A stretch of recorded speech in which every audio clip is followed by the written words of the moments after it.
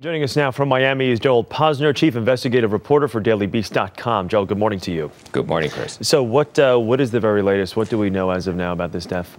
The latest is that we're going to have to wait really for a toxicology report to come back, and that is going to take a couple of weeks. There's no signs of trauma, no signs of evident death. You know, they say cardiac arrest, but that could mean anything. And so what they're going to be looking for is to see whether there were drugs in her body that might have caused the death, or whether she had some type of genetic abnormality that just caused her to die at 32, which would be unusual, but does occasionally happen. It just seems so shocking for a 32-year-old to die of what appears to be a massive heart attack. Is there more to this story? There have been so much speculation, so many rumors of drug abuse and eating disorder.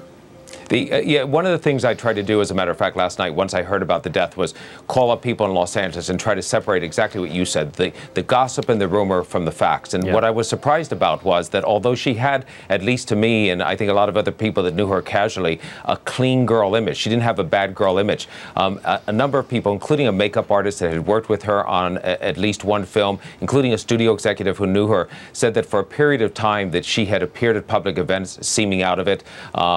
They certainly talked about cocaine and heroin used at different times that they thought she was on, although they didn't see her use it regularly. They didn't see her use it at all, but they had seen her with this great weight loss. They had seen her even in one case, the makeup artist said what she viewed as nodding out at 2 different times, and this was just within the past year. We know that she was let go on a movie in 2008. She was let go on a movie just in November in 2009. Nobody gets fired in Hollywood, but she was dismissed for problems, and she certainly did have a troubled marriage with her current husband, Simon Monjack. Well, let me ask you about her current husband apparently standing in the way of an autopsy. What do you know about this? Yeah, this is a guy, as a matter of fact, who, was arrested on immigration charges a month and a half before he married Brittany in 2007. Some people thought he had married her to stay in the country. He had a $500,000 judgment against him by a British bank. He'd been thrown out twice in the last decade from apartments before he married her, on which he hadn't paid his rent. His ex-wife from London was able to get a $50,000 judgment against him in an American court that he didn't pay up on. As a matter of fact, he was taken off a plane in late November just a few weeks ago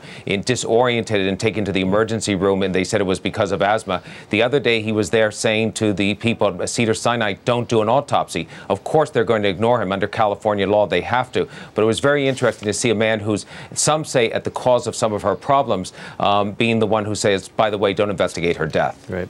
Gerald Posner, chief investigative reporter for dailybeast.com. Gerald, thanks so much for taking the time this morning. We appreciate it.